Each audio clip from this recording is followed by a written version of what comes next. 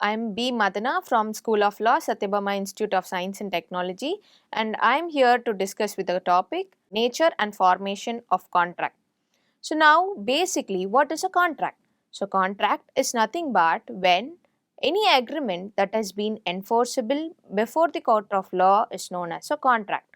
So when parties enter into an agreement and when the parties sign in a particular agreement, they are said to known as like they are entering into a contract.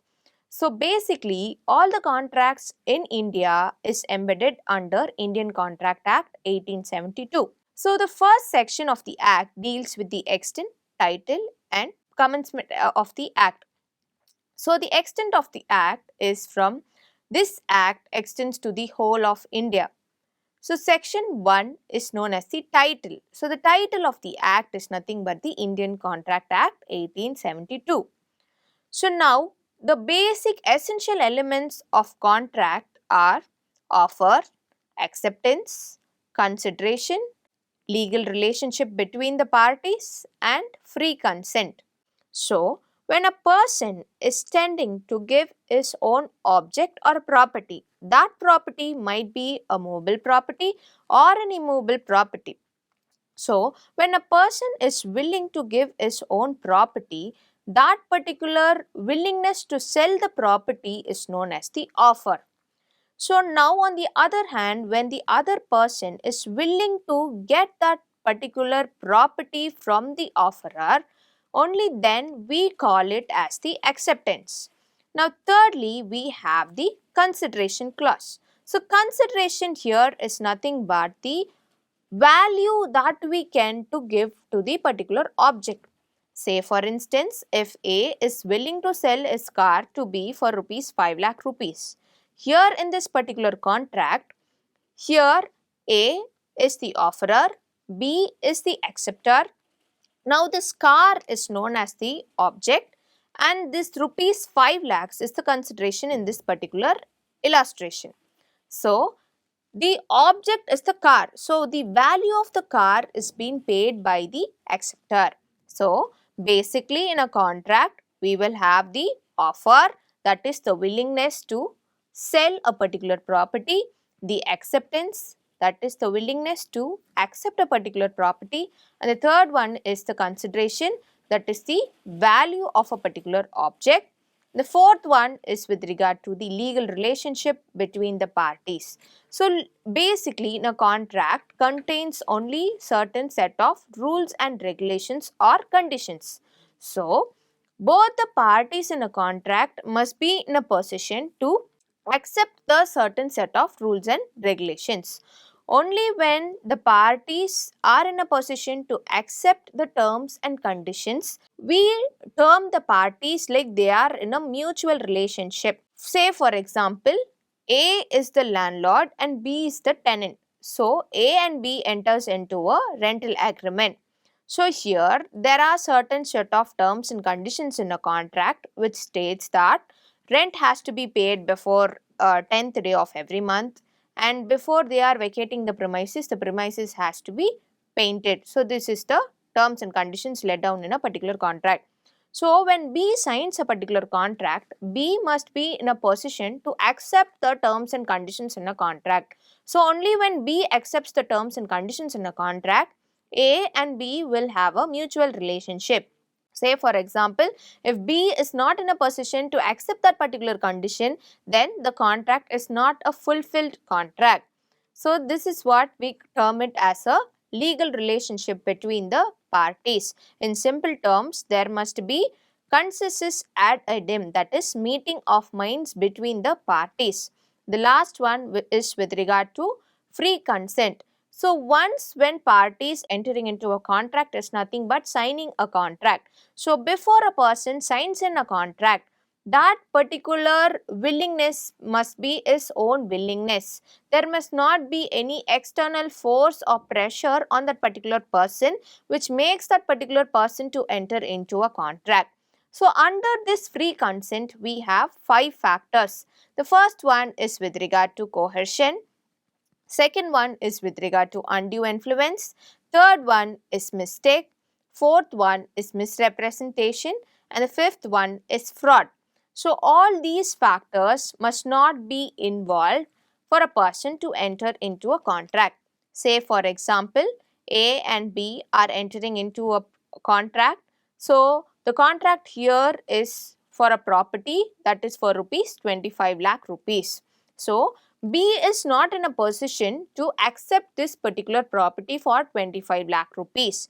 Now say for example, A is kidnapping B's child and A is forcing B to enter into a contract. So in this particular example, B is not accepting for the contract on his own willingness. So there is some threat on B which is forcing B to enter into a contract. So this must not be the scenario. So this particular contract which is entered by B is not a contract which is out of his free consent. So these are the essential elements for the formation of contract. Now getting into the kinds of contract. So basically under the kinds of contract, we have contract based on enforcement, we have contract based on performance, and we have contract based on formation. So under this contract based on enforcement, we have void contract. So void contract is where which is not enforceable before the court of law. So we are very much aware that minors cannot enter into a contract, and also lunatic persons cannot enter into a contract. Say for example, if minors and if lunatic persons are entering into a contract, so obviously that contract will be termed as a void contract. In other terms, it is not a valid contract. The second one is known as the valid contract. So, we term a particular contract as a valid contract when all the essential conditions of the contract are fulfilled. So, when coming into the essential ingredients of contract, as I said before, it is nothing but offer, acceptance, consideration, legal relationship between the parties, and free consent. So, when all these essential conditions are satisfied, we term a particular contract as a valid contract. Now, the third one is with regard to voidable contract. Now, voidable contract totally depends on the opinion of the parties. So, say for example, when any fraud or when any threat is being involved in a particular contract, and when that particular threat of fraud is being known to one party in a contract, so it is at his opinion whether to consider that particular contract as a valid contract or whether to consider it as a void contract. So when that particular party in a contract feels that he can proceed with that particular contract, he can very much proceed with the same contract. If suppose any doubt arises, he can also pause that particular contract, or if he proves fit before the court of law, he can make that particular contract as a void contract.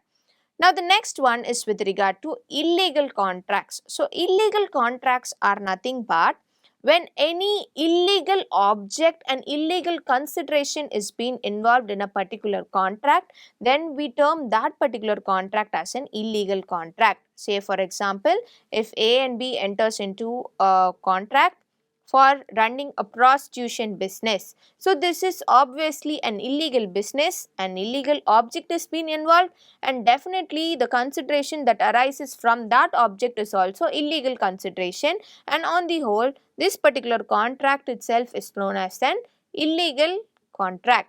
So next type is known as unenforceable contract.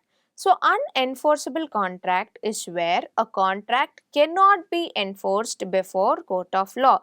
So there may be some circumstances wherein a particular contract cannot be enforceable before court of law. Say for example, there are certain duration time limits in a property cases wherein if there arises any property disputes within a particular period of time, a suit has to be filed before the court of law. Say for example, and within that prescribed period the suit has not been filed, then later we cannot file it. So similarly, unenforceable contracts are where the contract is made ready but because due to some circumstances it cannot be made enforceable. So under this particular enforcement, that is contract based on enforcement, we have all these 5 kinds of contract. Now next one is based on the performance. So under performance of contract we have 4 categories. So we have executed contract. So executed contract is where a contract which is already been executed. So next one is with regard to bilateral contract. So bilateral contract means when both the parties agree upon a particular contract, we call that particular contract as a bilateral contract. The next one is with regard to unilateral contract. So unilateral contract is where only one person in a contract agrees upon the certain set of rules and regulations in a contract. So next kinds of contract is express contract. So express contract is nothing but when certain terms and conditions in a contract are expressly stated, we term that particular contract as an express contract. So implied contract is where when certain set of terms and conditions are not expressly stated, whereas it is it is embedded in a contract but it is not stated in a open terms. So say for example, a bus arrives in a particular bus stop, A is entering into a particular bus. So here none of us is intimating A that he has to get his travel tickets. So A himself on his own gets his travel tickets, whereas this is an implied duty of A to get a ticket before traveling in a particular bus. So this is an example for an implied contract.